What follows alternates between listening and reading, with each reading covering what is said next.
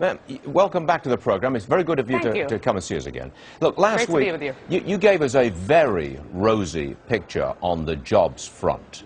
I'm not going to repeat what you said because I've got That's okay, I will. Well, okay, all right, I'll tell them. Here's what you said last week. You said that if you take the first 4 months of this year and extrapolate out for the full year, we will have created more jobs in this year than were created in the 8 years of the Bush administration. Okay. That's right. Here's where you went wrong. I have to tell you. You're cherry-picking the time frame. Oh, how convenient to pick the first 4 months of the year. You're extrapolating out in a trend that doesn't exist.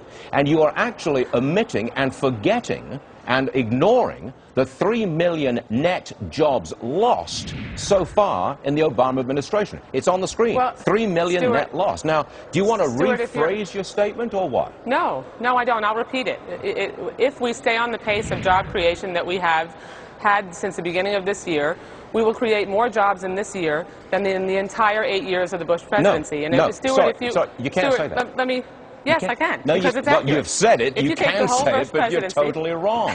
You're cherry-picking the time frame, and the trend does not exist. What about the unemployment report for May? No, come on. What about the unemployment report for May? It showed a mere 41,000 net private sector jobs created. Okay, Stuart, let me provide you with some backup to my accurate statement about the job creation in the Obama administration. If you look back to when President Obama, just before President Obama took office, when we were bleeding 770,000 plus jobs a month, and then you fast forward to just beginning this past January and the pace of job growth, we have gone from bleeding that many jobs a month to adding 400,000 jobs, more than 400,000 jobs just last month. That was not your original statement. That was not your original statement. No, you're right. Your original statement was you take the first 4 months of this year, you're cherry-picking time frames. And I stand by what I said because that's absolutely accurate. Let's move on. If you look Today it was reported that retail sales fell in the latest statement period. Okay, now let's move on. The latest report shows that retail sales fell 1.2%. That is not a strong economy. That is not a strong recovery. That does not create the jobs that even you are talking about. You know, it represents the failure of the stimulus plan on which we spent $1 trillion.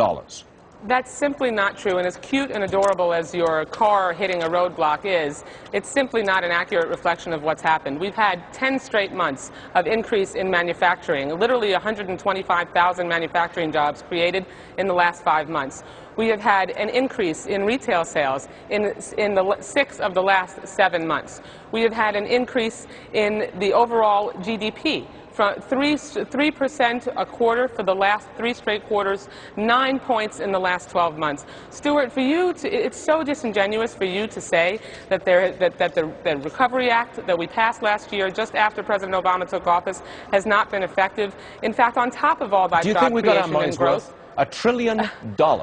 I do, because now we've got have turned retail sales falling, and See, in now May... you can't even continue. You can't even continue to make the same argument. Now you're just asking me if we got our money's worth. What you've maintained every single day on this program is that the Recovery Act didn't work. The Recovery Act is working. For the administration. You put a rosy spin constantly on it. I put an accurate spin on it because we have gone from bleeding jobs and the economy being driven off a cliff during the Bush administration, after he inherited a record surplus from President Clinton, to now we have the economy turned around, job creation, GDP growth, and you're just a pessimist, Stuart. You just don't want to acknowledge that the economy is turning around. I am a wild optimist. I believe that if you release the power of private enterprise, you will create jobs, you will expand the economy. That's America. And we have If you expand the power of government, you don't get the same results. In fact, on top of that, Stuart, we've used tax-cutting policy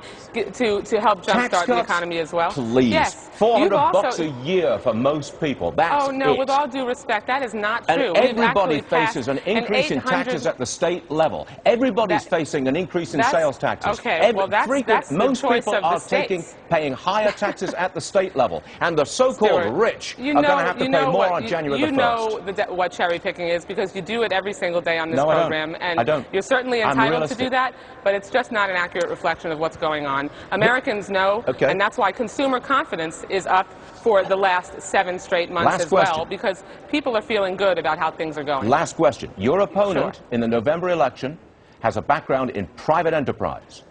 You have a background in politics. Would you not agree with me that there is a trend in America today to distrust professional politicians and to look to private enterprise as a source of good policy in the future? Private enterprise is absolutely a source of good policy. That's why we have been making sure that the policies led by Democrats have been promoting private enterprise, making sure that we passed a health care reform bill rooted in private enterprise, making sure that we can turn the economy around, jumpstart it, help small businesses, and create millions of new jobs, which is what has been happening since President Obama took office. I got the first word. You got the last word. Debbie Wasserman Schultz. No, thank you very much for joining us, ma'am. We appreciate it. Thank you. As always, thank you very much.